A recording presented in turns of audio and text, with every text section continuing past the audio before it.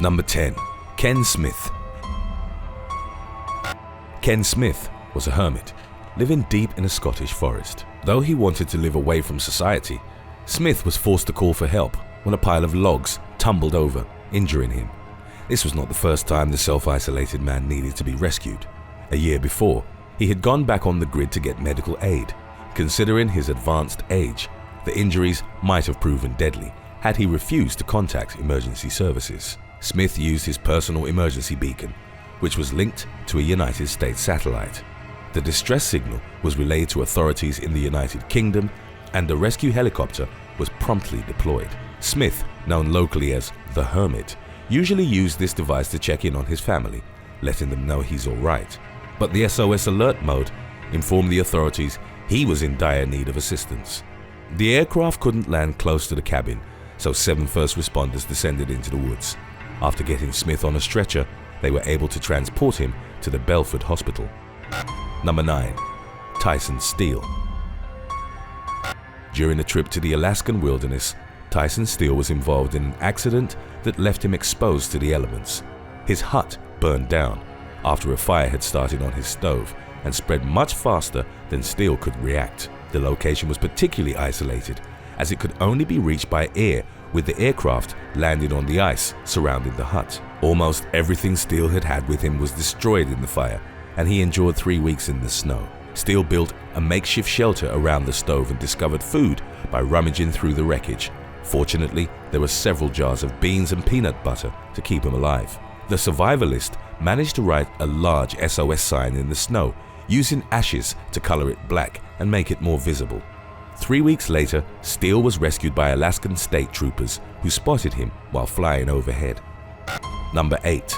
Stranded Marines. When 3 Marines went missing, the Coast Guard immediately launched a rescue mission. Civilian volunteers were enlisted, as was usual in the Micronesia area. The Marines' small vessel had run out of fuel on a return trip, and the 3 men were forced to find the closest shore. They managed to survive, but became stranded on Fanatic Island, a small and remote location 124 miles away from where they had initially departed. The men adapted to their new situation quickly. They drew a giant SOS signal in the sand and created a makeshift shelter. It took authorities 3 days to locate the stranded Marines. A rescue helicopter landed on the island, and the pilot provided the men with water and food until a patrol vessel arrived to take them home. Number 7. Stranded at sea. 2 unnamed men suffered an accident while sailing off the coast of Perth. The details of the incident weren't released to the public. They were left stranded at sea, clinging onto life jackets in order to survive. Fortunately, one of them managed to retrieve an emergency marine flare and shot it into the sky. Several civilians called the police after noticing the lights in the sky, less than a mile away from Burns Beach. Soon, they confirmed the incident thanks to an EPIRB, or Emergency Position Indicating Radio Beacon, being activated in the area. Soon after a rescue party was deployed, the shipwrecked victims were located by a helicopter surveilling the area. One of the paramedics on the chopper descended into the water. He secured the men with a cable and hoisted them up. They were transported to the Fiona Stanley Hospital, where they made a full recovery. Number 6. Unnamed woman. A couple of friends decided to take a 5-day canoe trip down the Spanish River in northwestern Ontario. Halfway through their excursion, the women had a heated argument. One of them decided to storm away, taking the canoe and leaving the other stranded. The young woman from Sudbury soon realized she was unable to leave the area.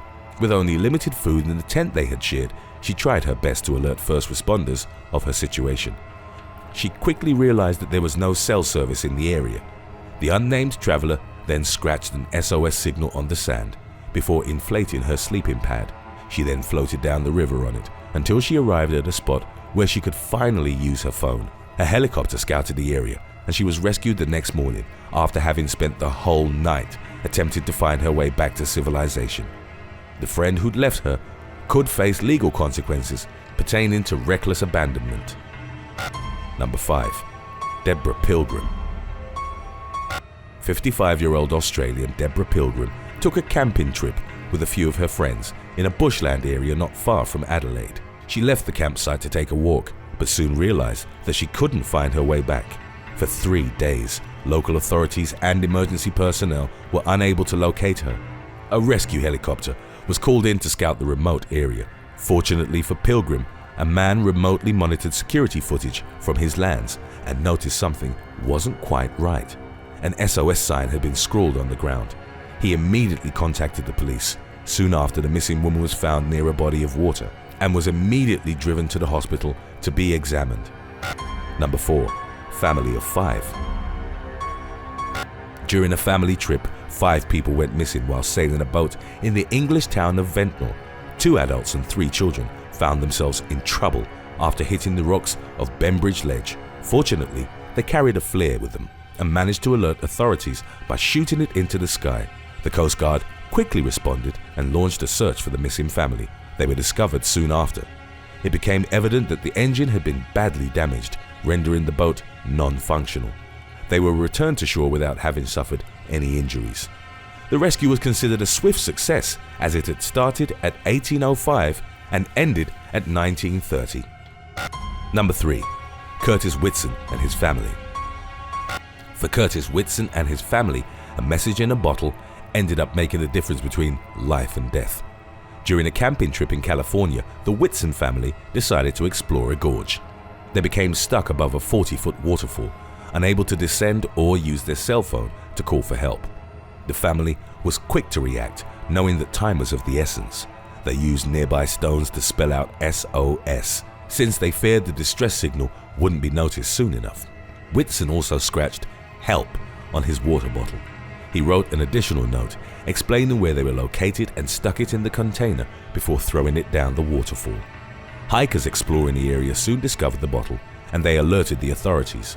A helicopter was subsequently deployed. It swiftly noticed the SOS signal and rescued Whitson, his girlfriend, and 13-year-old son. Number 2. Nugent family. 8 Queensland residents, all part of the same family, hopped on a boat during September 2020 and headed to Northwest Island. Midway to their destination, their vessel began to take on water for an unknown reason. Realizing that they were sinking, the Nugent family set off an EPIRB, or Emergency Position Indicating Radio beacon. This works as a distress signal to alert authorities about an emergency at sea. The 5 adults and 3 children, including an 8-month-old baby, then jumped on a life raft. They all had their life jackets on by the time Coast Guards arrived and brought them back to shore. Fortunately, none of the family members had been hurt. But the father was concerned about what had sunk alongside their boat. "We lost all the beer," he told authorities as all 8 family members were rescued. Before we move on, official They Will Kill You merchandise is now available at theywillkillyou.com. It's out of this world. Number 1. Pete Brown. Pete Brown and 2 other sailors were traveling from Osaka to Hawaii when a storm dismantled their mast. They were stuck, unable to sail back to shore and surrounded by nothing but ocean water. 9 days went by since authorities had lost communication with the crew. When Brown noticed a vessel passing by, it was too far for the 3 men to cry for help, so they attempted to catch the boatman's attention with a flare. This didn't work, and the 3 sailors started to lose hope. That was when they took a desperate last shot and started using mirrors to catch the ship's attention. Since the area was so remote, it was unlikely other vessels would have been sailing by any time soon, so it was their best chance at survival. For days, the authorities had been searching for the men in vain with HC-130 Hercules and Poseidon airplanes. Fortunately, the mirror signal worked and Brown, along with the other 2 men on board, were rescued.